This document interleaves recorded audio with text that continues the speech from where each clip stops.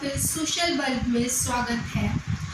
कल का वीडियो आपने देखा ही होगा। कल हमने इंट्रोडक्शन और फर्स्ट पार्ट को कंप्लीट किया था। आज हम उसका सेकेंड पार्ट को कंप्लीट करेंगे। हम portion wise the rise of nationalism in Europe को कंप्लीट कर रहे हैं आप लोगों की क्लैरिटी के लिए। तो आज हम हमारा second part the making of nationalism in Europe को कंप्लीट करेंगे।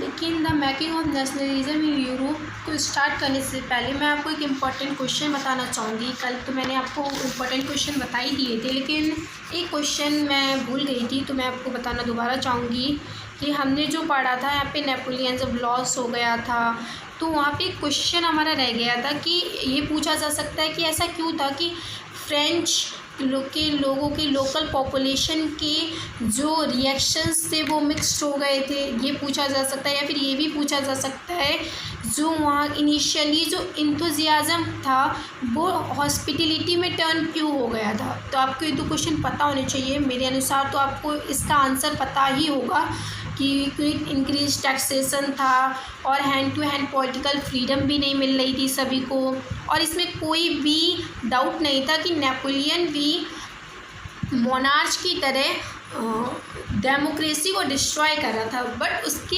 एडमिनिस्ट्रेशन प्रिंसिपल्स जो थे वो फ्रेंच के रेवोल्यूशनरीज से मिलते थे, इसलिए उसका वेलकम हो रहा था। लेकिन बाद में उस लॉस हो जाता है वो। तो आपको पता होना चाहिए कि वहाँ की फ्रेंच के जो पीपल्स थे, लोकल पॉपुलेशन थी, उनके आइडियाज़, उनकी रिएक्शंस इतने मिक्स क्यों थे on the behalf of Napoleon. ठीक है, तो अब हम आगे का स्टार्ट करते हैं the making of nationalism in Europe. ठीक है बच्चों, What we know today as Germany, Italy and Switzerland were divided into kingdoms, duchies and cantons, whose ruler had their autonomous territories. तो देखो यहाँ पे वैसे कोई बहुत बड़ा क्वेश्चन नहीं बनता है इस क्वेश्चन से एमसीक्यूज क्वेश्चन ज़्यादा बन जाते हैं। जैसे आपसे एमसीक्यूज में पूछ सकता है कि जर्मनी, इटली और स्विट्ज़रलैंड उस टाइम पे किस में डिवाइडेड थे, किंगडम्स में, कौन से किंगडम्स में डिवाइडेड थे। तो आपको पता होना चाहिए डचीज एंड कैंटोन्स में। ठीक है, eastern and central Europe were under autocratic monarchy within the territory of which lived diverse people. Eastern और सेंट्रल यूरोप जो था वो ऑटोक्रेटिक मोनार्चीज़ के अंदर था, और उनकी टेरिटरी में ना जो लोग रहते थे वो डाइवर्स रिचुअल्स, ट्रेडिशन को फॉलो करते थे, इसलिए उनके बीच में कोई कलेक्टिव आइडेंटिटी नहीं थी, कोई शेयर्ड कल्चर नहीं था। इससे लाइन आगे दी गई है, they did not see themselves as sharing a collective identity और अ कॉमन कल्चर। वो अपने आप को कोई शेयरिंग कलेक्टिव आइडेंटिटीज़ जैसा नहीं देखते थे, क्योंकि उनमें कोई कॉमन कल्चर ही नहीं था, उनकी कोई same. Often they even spoke different language and belong to different ethnic group. यहाँ के वो लोग जो थे वो डिफरेंट लैंग्वेज को भी बोलते थे, उनकी लैंग्वेज भी सेम नहीं थी, और वो डिफरेंट एथनिक ग्रुप को बिलोंग करते थे, मतलब उनका ट्रेडिशन, उनके रिचुअल सब कुछ डिफरेंट थे। एथनिक ग्रुप का मतलब होता है कि वो डिफरेंट रिलीजन से बिलोंग करते थे, उनके रिलीजन्स भी सेम नहीं थे। Okay, the Habsburg empire that ruled over Austria Hungary. ये आपको पता होना चाहिए, जो हैब्सबर्ग एम्पायर था वो कहाँ रूल कर रहा था, वो ऑस्ट्रिया और हंगरी में रूल कर रहा था। For example was a patchwork of many different regions and people. और जो हैब्सबर्ग एम्पायर था वो ऑस्ट्रिया और हंगरी में रूल कर रहा था, उसने जो वहाँ के रीजन्स और पीपल को बहुत पैचवर्क्स में डिवाइडेड करके रखा था। ओके, या आप उससे अलग वर्ड्स में ये भी बोल सकते हो कि वहाँ का जो हाउसवर्क एम्पायर था उसने ऑस्ट्रेलिया और हंगरी में रीजन्स एंड प्यूपल या रिलीजन्स को पैचों में मतलब टुकड़ों में बांट के रखा था. It includes the Alpine region, the Tyrol, Austria and the Sudetenland, as well as Bohemia, where the aristocracy was predominantly German speaking. यहाँ पे कुछ रीजन्स के नाम दिए जा रहे हैं, जैसे कुछ रीजन्स दिए जा रहे हैं alpine region, the Tyrol region, Australia, the Sudetenland as well as Bohemia. आपको ये रीज़न पता होने चाहिए, मतलब एक आध नंबर में पूछा जा सकता है, एमसीक्यूज़ में आ सकता है कि जो हाउसवर्क एम्पायर था उसने ऑस्ट्रेलिया और हंगरी को किन पैचेस में डिवाइड करके रखा. तो आपको इन 5 रीजन्स के नाम पता होने चाहिए, ठीक है. और उस रीजन्स में जो एरिस्टोक्रेसी थी मतलब मोनार्ची थी वो प्रीडोमिनेंटली थी. वहाँ पे एरिस्टोक्रेसी का ही रूल चलता था.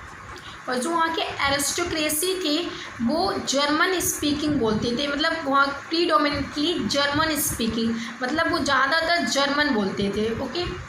It also include the Italian speaking province of Lombardy and Venetia.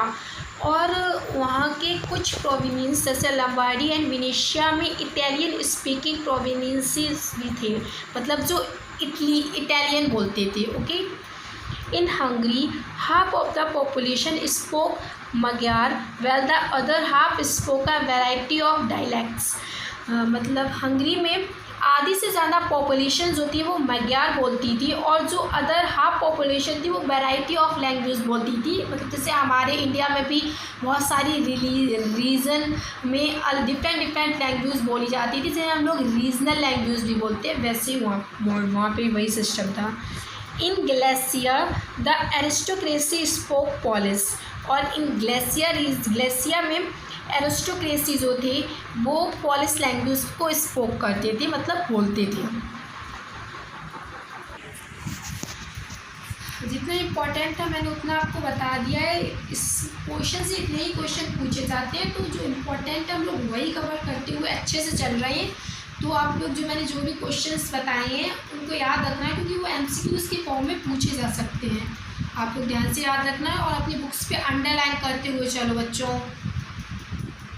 अब हम अपना सेकेंड पार्ट पढ़ने जा रहे हैं 2.1 the aristocracy and the new middle class. ये इम्पोर्टेंट क्वेश्चन बन जाता है, एक इम्पॉर्टेंट क्वेश्चन है ये. और यहाँ पे क्वेश्चन भी पूछा जा सकता है कि अभी हम आगे बताएंगे, जब हम इसे रीड कर लेंगे तब आपको अच्छे से समझ में आएगा, ठीक है. Socially and politically, a landed aristocracy was a dominant class on the continent. Socially and politically दोनों में से जो एरिस्टोक्रेसी थे वो रिच थे और डोमिनेंट क्लास थे पूरे यूरोप के कॉन्टिनेंट पे. ये इम्पोर्टेंट पॉइंट है, अंडरलाइन करते हुए चलना. The member of this class were united by a common way of life. और जो एरिस्टोक्रेसी मतलब ये जो मोनार्च या जो एरिस्टोक्रेसी के फैमिली के लोग थे या मेंबर थे वो यूनाइटेड थे अपनी कॉमन वे ऑफ लाइफ से, क्योंकि वो भी पैसे वाले थे, उनके भी रिचुअल्स सेम थे, ठीक है. That cut cross regional division, जबकि उनके बीच में रीजनल डिवीज़न थे कि कहीं कोई हाउसवर्क एम्पायर है, कोई ऑटोमनस एम्पायर है, कोई इटली का है, कोई जर्मन का है. ये सारी बातों को कट करते हुए कि वो एक रीजनल डिवीज़न है उनके बीच में, कट क्रॉस करते हुए वो यूनाइटेड थे अपनी कॉमन वे ऑफ लाइफ से. आपको याद रखना होगा ये point. They out east the country side and also town houses. ये जो भी थी एरिस्टोक्रेसी के मेंबर्स जो थे उनकी फैमिली मेंबर्स जो उनके घर थे वो कंट्री साइड्स मतलब शहर से बाहर भी थे और टाउन में भी उनके हाउसेस थे. They spoke French for purpose of diplomacy and in high society. और जो भी एरिस्टोक्रेसी मेंबर्स थे वो फ्रेंच स्पोक करते थे डिप्लोमेसी के लिए और हाई सोसाइटी को दिखाने के लिए कि वो हाई सोसाइटी हैं, वो पैसे वाले हैं, ये दिखाने के लिए. और डिप्लोमेसी का मतलब यहाँ पे पॉलिटिक्स को दिखाने के लिए, ठीक है. Their family were often connected by ties of marriage. उनकी जो एरिस्टोक्रेसी की फैमिली के मेंबर्स थे वो रिचुअल से भी कनेक्टेड थे, उनके बीच में शादी संबंध भी होते थे। This powerful aristocracy was however numerically a small group. जो ये एरिस्टोक्रेसी इतने पावरफुल थे, रिच थे, पैसे वाले थे, लेकिन ये न्यूमेरिकली बहुत स्मॉल ग्रुप था, मतलब ये इतने ज़्यादा नहीं थे।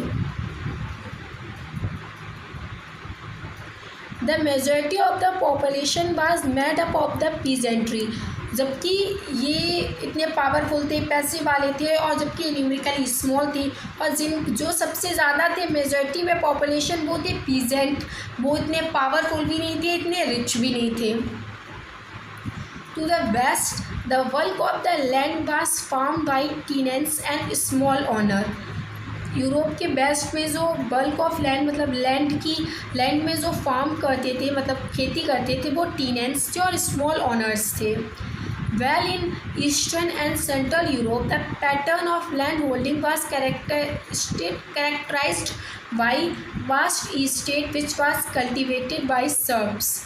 और लेकिन जो ईस्टर्न और सेंट्रल यूरोप में लैंड होल्डिंग, मतलब कल्टीवेशन करने का तरीका या फार्मिंग, खेती करने का तरीका, पैटर्न वो डिफरेंट था, क्योंकि यहाँ पे जो कल्टीवेशन या फार्मिंग को प्रैक्टिस करते थे वो सर्ब्स होते थे। सर्ब्स कौन होते हैं? पीजेंट होते, फार्मर होते हैं। और जो हमारा वेस्ट में था वो टीनेंट्स और स्मॉल ओनर्स थे। टीनेंट्स मतलब होता है ज़मींदार। Okay, in western and part of Central Europe, the growth of industrial production and trade mean the growth of town and the emergence of commercial class.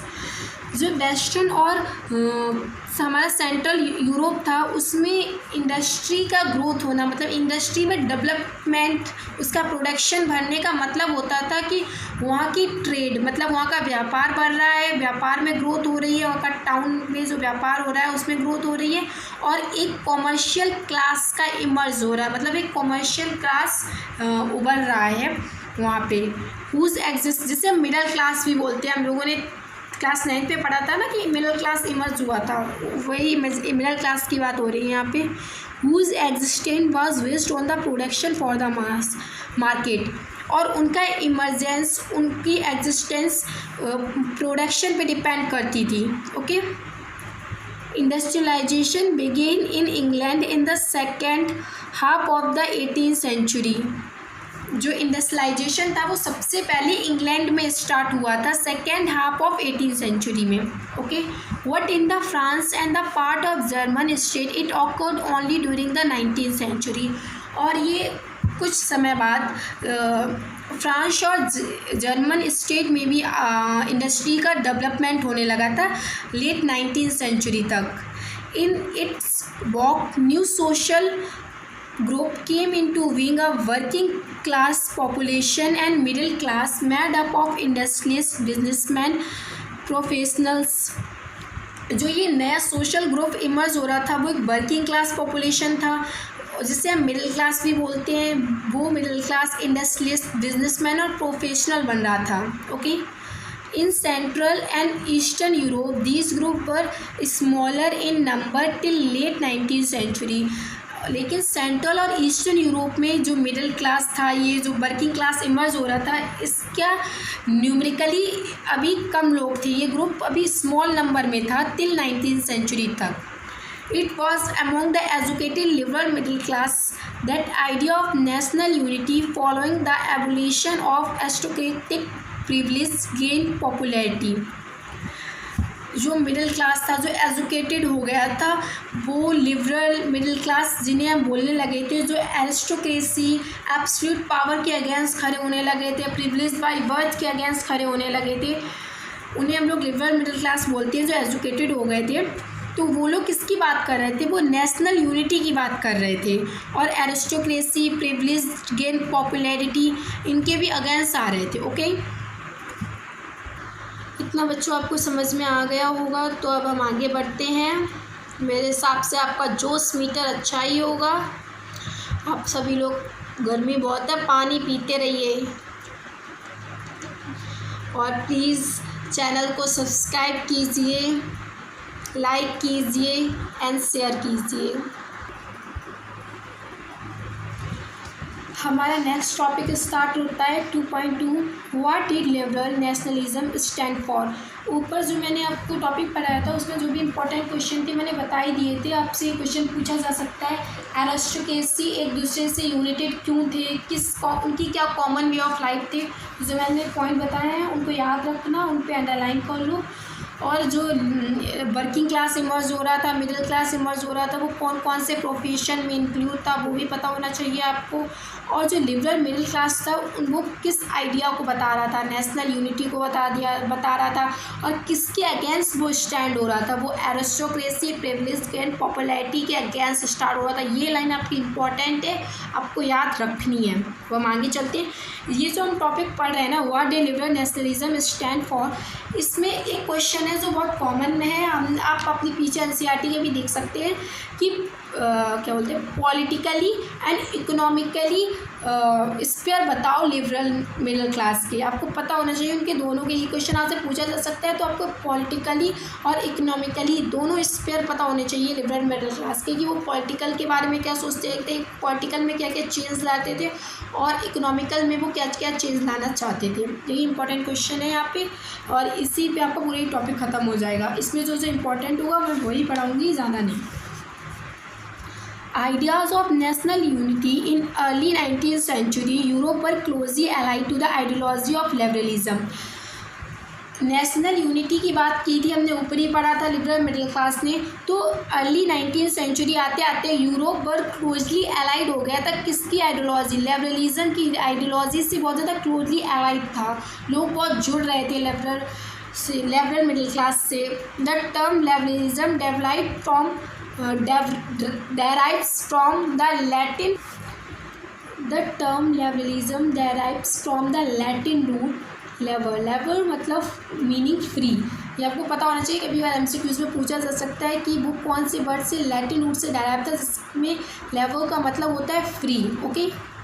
For the new middle class, liberalism stood for freedom for individual and equality of all before the law. अब political spare पढ़ रहे हैं हम liberalism का, तो आपको पता होना चाहिए, अंडरलाइन करते हुए चलिए कि जो न्यू मिडिल क्लास स्टैंड हो रहा था वो किसकी बात कर रहा था, वो फ्रीडम की बात कर रहा था हर एक इंडिविजुअल के लिए और सभी के लिए इक्वालिटी बिफोर लॉ की बात कर रहा था। ठीक है। Politically it emphasis the concept of government by consent. और पॉलिटिकली वो क्या चाहता था कि जो गवर्नमेंट बने कुछ पूरे देश में वो कॉन्सेंट मतलब पीपल्स के द्वारा इलेक्टेड होनी चाहिए। ठीक है। जैसे अभी इस टाइम पे डेमोक्रेटिक गवर्नमेंट चल रही है देश में, जिससे पीपल इलेक्टेड करते, वही गवर्नमेंट की बात वहाँ पे जो एजुकेटेड मिडिल क्लास इमर्ज हो रहा था वो बात कर रहा था। ठीक है। Since the French Revolution, liberalism had stood for the end of autocracy and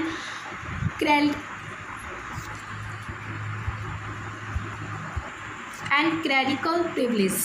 जो फ्रेंच रेवोल्यूशन के बाद liberalism, new educated middle class जो इमर्ज हुआ था वो किसके अगेंस्ट स्टूड हो रहा था, वो किसके अगेंस्ट स्टैंड हो रहा था, वो ऑटोक्रेसी मतलब मोनार्च एब्सोल्यूट पावर को पूरी तरीके से ख़त्म करना चाहता था, प्रिविलेज बाय बर्थ को ख़त्म करना चाहता था, a constitution and representative government through parliament. और वो सबसे मेन बात कि वो किसकी डिमांड कर रहा था कि जो गवर्नमेंट होनी चाहिए वो पार्लियामेंट के थ्रू होनी चाहिए, एक कॉन्स्टिट्यूशन होना चाहिए। 19th century liberals has stressed the inviolability of private property. जो 19th सेंचुरी में थे वो प्राइवेट प्रॉपर्टीज़ के लिए कुछ रूल्स एंड रेगुलेशंस मांग रहे थे, क्योंकि बिकॉज अब ये लोग भी एक बिजनेसमैन बन गए थे ना। ये जो भी हमने जितने भी पॉइंट्स पढ़े हैं, ये जो liberal middle class educated middle class था उनकी ये पॉलिटिकल स्पर्स के इम्पोर्टेंट पॉइंट थे कि वो पॉलिटिकली क्या क्या चेंज चाहते थे। ठीक है। Yes, equality before the law did not necessarily stand for universal suffrage, but एक इम्पॉर्टेंट पॉइंट हो जाता है कि जो लिबरल मिडिल क्लास था वो और तो सारी अच्छी बात कर रहा था, आपने 9th में भी पढ़ा है, लेकिन वो किसके अगेंस्ट था, वो वुमेंस के, आपने पढ़ा था कि वुमेंस के वोटिंग राइट्स के अगेंस्ट में था। वही वो इसी में भी वही बात की जा रही है कि वो जो लिबरल मिडिल क्लास था वो ये कहता था कि सबके लिए वोटिंग राइट ज़रूरी नहीं है। You will recall that in revolutionary France, which marked the first political experiment in liberal democracy, the right to vote and to get elected by was guaranteed exclusive to property owning men. जो liberal middle class था वो ये कहता था कि voting right सब उन्हीं के पास होना चाहिए जिन मैन के पास प्रॉपर्टी हो। तो इससे क्या होता था कि ये उनको अनडेमोक्रेटिक बना देता था। उनकी एक बात उन्हें अनडेमोक्रेटिक बना रही थी, क्योंकि वो वुमेंस के राइट के अगेंस्ट थे, क्योंकि वो वुमेंस को कोई वोटिंग राइट नहीं देना चाहते थे, और जिन मैन के पास कोई प्रॉपर्टी नहीं हो उनको वोटिंग राइट नहीं मिलना चाहिए उनके according. Man without property and all women were excluded from political life. जिन मैंने जो बात आपको पहले बोली वही बात देखो यहाँ पे लिखी है कि जिन मैन के पास प्रॉपर्टी नहीं थी और वुमेन को तो सभी को एक्सक्लूड कर दिया था पॉलिटिकल राइट से, क्योंकि उन्हें वोटिंग राइट नहीं देना चाहिए उनके according. Only for a brief period under the Jacobin did all adult men enjoy suffrage. और हमने पिछले 9th क्लास में ही पढ़ा कि जैकोबिन भी यही बात कर रहा था, जो एडल्ट मैन हो सब उनको ही सफ्रेज मतलब वोटिंग राइट होना चाहिए। However, the Napoleonic Code went back to limit suffrage and reduce women to the status of minor। जैसे हमने नेपोलियनिक कोड में भी पढ़ा था, वहाँ पे भी वोटिंग राइट कुछ लिमिटेड था। वुमेन का स्टेटस तो बिल्कुल माइनर कर दिया गया था, वुमेन को तो कोई राइट ही नहीं दिया गया था। Subject to the authority of father and husband. जितने भी प्रॉपर्टी होती है वो फादर के पास होती है, हस्बैंड के पास होती है। वुमेन्स के पास तो कोई प्रॉपर्टी थी नहीं जो उनके पास किसी के पास वोटिंग राइट होगा थ्रू आउट। और उनके अकॉर्डिंग ये भी था कि अगर फादर और हस्बैंड जिसको वोट दे रहा है तो वुमेन भी उसी को वोट देगी, तो वुमेन को वोटिंग राइट की कोई ज़रूरत नहीं है, ऐसा एजुकेटेड लिबरल मिडिल क्लास सोच रही थी। Through out the 19th and early 20th century, women and non-property men organized opposition movement demanding equal political right। 19 और अर्ली 20th सेंचुरी में वुमेन और जिन मेंस के पास प्रॉपर्टी नहीं थी उन्होंने अपोजिशन की मूवमेंट स्टार्ट की लिबरल मिडिल क्लास के लोगों के अगेंस्ट और वहाँ की गवर्नमेंट के अगेंस्ट कि वो उन्हें भी इक्वल पॉलिटिकल राइट दे, उन्हें भी राइट टू वोट होना चाहिए।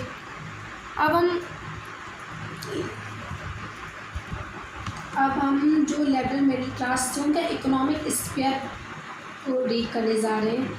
In the economic sphere, liberalism stood for the freedom of market and the abolition of state-imposed restriction on the movement of goods and capital। This is the most important point। अगर आपको differentiate करने को पूछा जाता है, political and economical sphere पूछे जाते हैं, तो आपको इकोनॉमिकल स्फीयर्स में सबसे ज़्यादा इम्पॉर्टेंट पॉइंट ये आप ये पॉइंट लिखते हैं पूरे नंबर मिलेंगे कि जो लिबरल एजुकेटेड मिडिल क्लास थी वो चाहते थे जो मार्केट हो वो फ्री हो, उनके ऊपर कोई रिस्ट्रिक्शन नहीं होने चाहिए कोई भी गुड्स की या कैपिटल्स की मूवमेंट के ऊपर।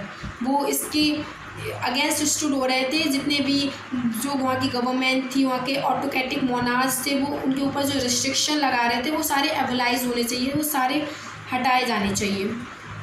ये बहुत इम्पोर्टेंट पॉइंट है इकोनॉमिक स्फीयर में। During the 19th century, this was a strong demand for the emerging middle class। और यही डिमांड 19th सेंचुरी में बहुत ज़्यादा स्ट्रॉन्ग हो जाती है और मिडिल क्लास इमर्ज होता है। Let us take the example। रुक जाओ मैं पानी पी लूँ बच्चों।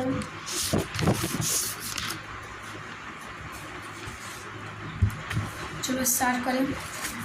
Let us take the example of the German-speaking region in the first half of the 19th century।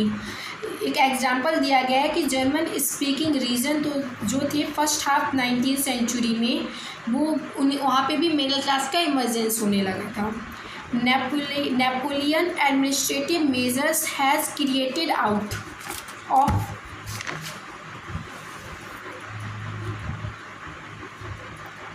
countless small principalities and confederation of 39 state. जो Napoleon ने wait and measures पे change लाए थे वो 39 स्टेट तक ही spread हो पाए थे।